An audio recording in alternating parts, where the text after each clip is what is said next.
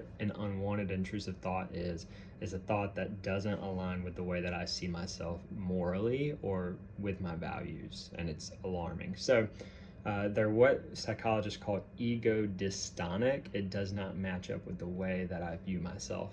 A common one might be, maybe not common, but like a problematic one that you can find on Google is like, I'm holding a knife and I have the thought, what if I were to stab somebody, right? And then maybe there's even like a visual image of you doing something heinous and you're like, oh no, I need to make sure this doesn't happen. That feels like potential now that it's come into my mind. Let me not use knives. Let me not use sharp knives.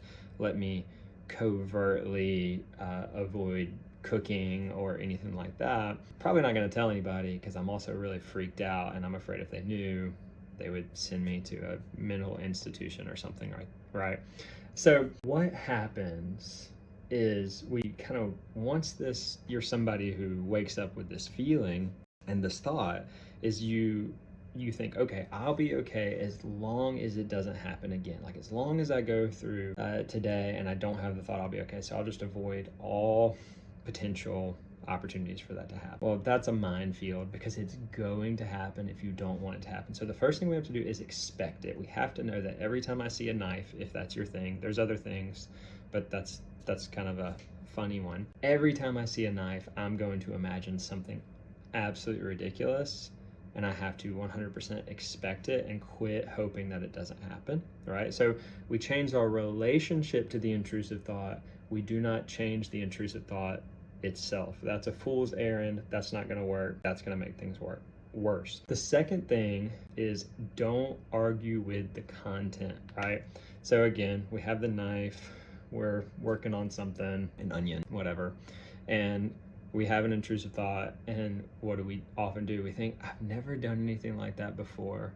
I don't feel an action potential to actually go stab somebody. I can't hurt anything, right? I've never done anything morally to that degree, right? And so a lot of times we do a lot of checking, right? We're checking ourselves physically, we're checking ourselves emotionally. We're just like, are we more angry lately? Do we need medication, right? And so what we call this is entanglement. You're getting entangled with the problem, right? So first you were just hoping it didn't happen, but now that it's there, we're entangled, we're enmeshed, right? And our anxiety is going up, up, up, up.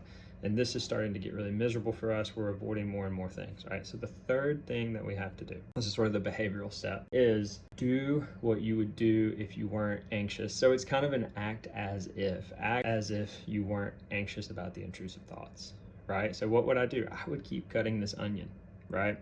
I would choose the big sharp knife instead of like the dull knife.